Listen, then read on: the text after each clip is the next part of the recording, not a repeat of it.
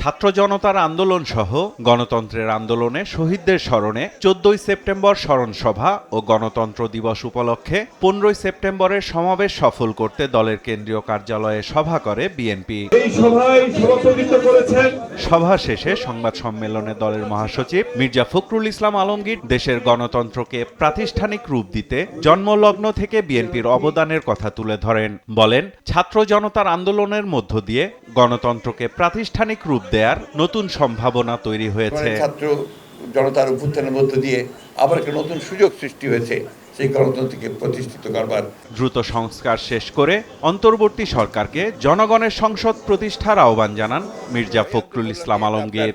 আমরা মনে করি যে তারা কাজ করছেন, এই কাজ করার সময় সুযোগ সবই তাদেরকে দেওয়ার জন্য আমরা প্রতিশ্রুতিবদ্ধ এবং আমরা আশা করি যে তারা যথাশীঘ্র সম্ভব স্বল্প সময়ের মধ্যে আপনারা তাদের এই কাজগুলো শেষ করে তারা নির্বাচনের দিকে যাবেন।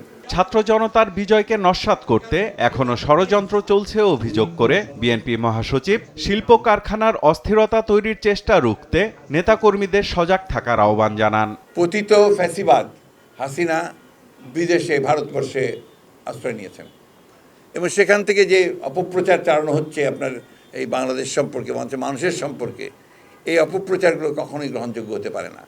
বাংলাদেশের মানুষ এটাকে অবশ্যই তারা প্রতিবাদ করছে এবং এই ধরনের কোনো অপপ্রচারে তারা কান দেবে না, এটা আমরা বিশ্বাস করি। আমরা সবাইকে অনুরোধ করব যে এই শিল্প কলকারখানাগুলোকে চালু রাখার ক্ষেত্রে আমরা বিশেষ করে বিএনপির নেতাকর্মীরা যেখানে আছি আমরা যেন সর্বাত্মক সহযোগিতা করতে থাকি। প্রশ্নের জবাবে বিএনপির স্থায়ী কমিটির সদস্য ডাক্তার AZM জাহিদ হোসেন বলেন, উন্নত চিকিৎসার জন্য খালেদা জিয়াকে বিদেশে নিতে তার শারীরিক অবস্থা পর্যবেক্ষণ করছে মেডিকেল বোর্ড। হাসপাতালে ভর্তি করিয়েছিল, পিজি হসপিটালে বা বিএসএমইতে, বাট সেখানে কোনো ধরনের চিকিৎসা যা হওয়া উচিত ছিল সেগুলো কোনো কিছুই সঠিকভাবে হয় নাই, যার জন্যই আজকে ওনার শারীরিক অবস্থা এই পর্যায়ে পৌঁছেছে। প্লেনে উঠতে হলে নেগেটিভ প্রেশার সহ্য করার মতো সুস্থতা থাকতে হয়, ফ্লাই করার জন্য নেগেটিভ প্রেশার আছে, সেইটা কতটুকু, ল্যান্ড করার সময় কতটুকু উনি সহ্য করতে পারবে, সেইটি কিন্তু একটা গল্পের বিষয় না, সেটি হচ্ছে একটা একাডেমিক বিষয়, সায়েন্টিফিক বিষয়, প্রফেশনাল বিষয়। মেডিকেল বোর্ড সে বিষয়গুলো বিবেচনায় নিয়ে দেশি বিদেশি সদস্যরা আলোচনা করছেন এবং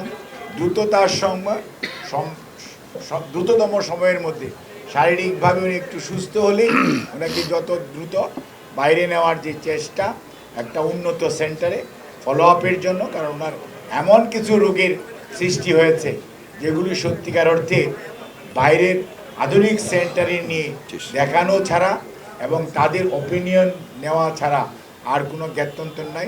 আওয়ামী লীগ শাসন আমলের প্রশাসনের দলীয়করণ থেকে বের হয়ে আসতে আরো ধৈর্য ধরতে হবে বলেও সংবাদ সম্মেলনে জানান বিএনপি মহাসচিব। নতুন করে তো এখন এই মুহূর্তে রিক্রুট করে অফিসার নিয়োগ করা সম্ভব না, বাট যা আছে তাদেরকে দিয়ে কাজ করতে হবে, সেটুকু ধৈর্য আমাদের ধরতে হবে। সাইফুল রিপন, দেশ টিভি, ঢাকা।